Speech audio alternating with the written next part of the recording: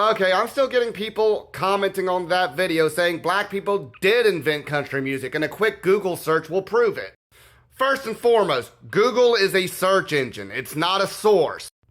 Second of all, Google has been caught multiple times manipulating data to push narratives, giving favorable information to a particular idea to the forefront.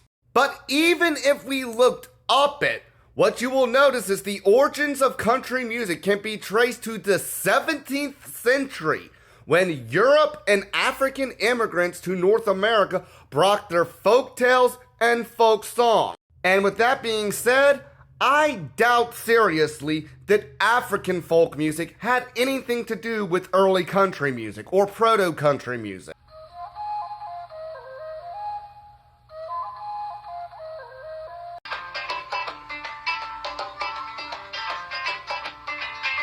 Now compare that sound to country music and please tell me how those two are linked.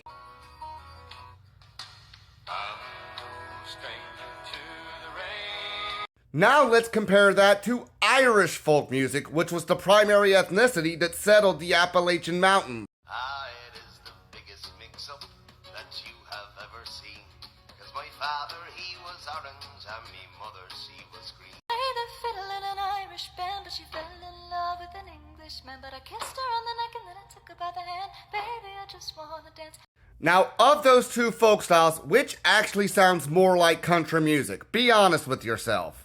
Hell, even the famous Southern drawl that influenced the signature country twang, that's heavily rooted in the European accent. That the American Southern accent is not a sign of ignorance, but actually the fact that, according to linguists, we're the only people left in the United States who generally still sound like our ancestors. Because if you listen to native-born Southern speakers, the average Southerner tends to sound more like this, what we call this Moonlight Magnolia's drawl, because if you speed up that Southern drawl, over time it rapidly becomes a British accent. Most people don't realize that people that came here from Europe were largely from the United Kingdom. So when they got here, this was more along the lines of their speaking tones. But that's the first and second generations coming off the boats, not their children. By the third and fourth generations, the kids don't quite sound like mum and dad anymore because they're starting to develop a slight elongation of the way they talk. What's today called the Virginia Tidewater accent. So yeah, the signature twang of country music singers is derived from the Southern drawl, and the Southern drawl itself is just an elongated British or Irish accent. Y'all keep telling me to do my research, but as far as I'm concerned, most of y'all aren't doing any research besides clicking that little link that TikTok has attached to my video. And if you are specifically searching Black Americans created country music, you are gonna specifically find arguments in the favor of that narrative. Just as easily, I could Google Cleopatra was white, and this is what I got. And while this does imply she was fair-skinned, to say that she was white is a complete misrepresentation of her ethnicity or appearance. All the same, if you click this statement at the bottom of that video, this is the first video that comes up. Let's talk about how country music was created by black people. Now, there's a myth that you've been taught. You've been taught that country music is the music of white Southerners. The truth is that country music originated among enslaved Africans. Let's start with the banjo. The banjo is an important part of country music. Yet, this instrument originated from West African lutes. And if you would actually fact check that, you would have noticed that lutes were most popular in Renaissance Europe and Arabia. I had another gentleman try to argue that it was inspired by the lyre, but the lyre comes from Mesopotamia, which is in modern Iraq. But here's the thing, the origins of instruments does not have any effect on the origins of a music style that is played on those instruments.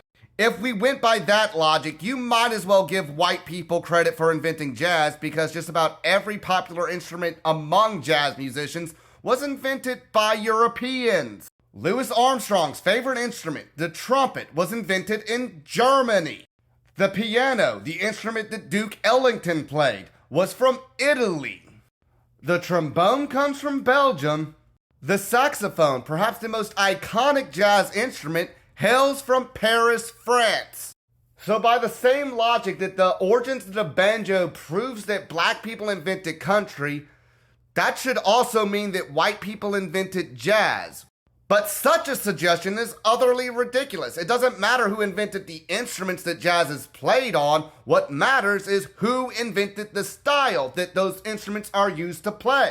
And it goes without saying that jazz was invented by black people, along with just about every other style of American music, with the exception of country. Hell, the steel guitar is one of the most popular instruments among country musicians today, and that comes from Hawaii. Then there's the fact that just about every other instrument used in country, like the guitar, the mandolin, and the fiddle, all come from Europe. And all of those instruments were commonly used to play European folk music. In fact, if you go to a Renaissance fair, you will probably see many musicians playing traditional European folk music with these instruments.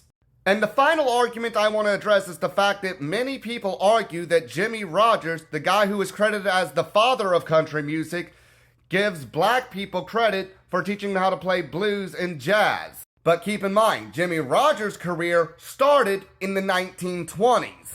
And the origins of country music go back to the 17th century.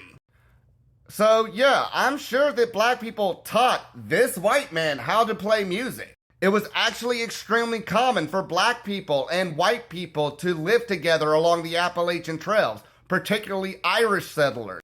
In fact, Frederick Douglass, the slave who could read and write and eventually escaped to the North to become an advisor to Abraham Lincoln, wrote in his own autobiography that he actually used to hang out with Irish children.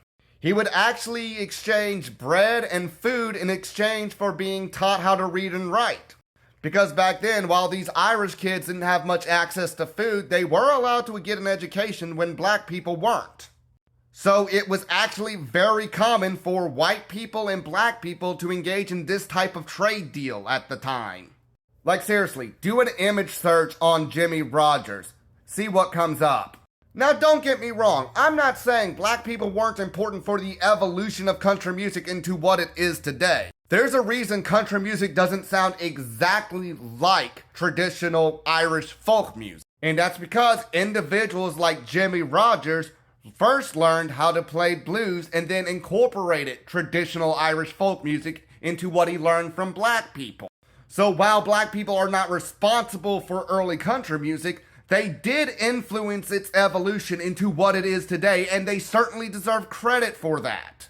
If anything, country music is a combination of traditional Irish and European folk music with American blues and jazz. That is a much more accurate statement than saying black people invented country, or that country is a combination of European and African folk, when it literally sounds nothing like African folk. The reality is, country music is primarily rooted in European folk music. But its evolution to what it is today would not have happened without American blues and the mixing of different black and white cultures within the Appalachian communities. Y'all are out here trying to make me out to be some kind of hate monger, but I'm not. I'm giving black people the credit they're due. It just so happens to say that black people invented country music is a gross misrepresentation of the origins of this style. Black people certainly deserve credit for inventing 90% of American music. Country just happens to be the exception.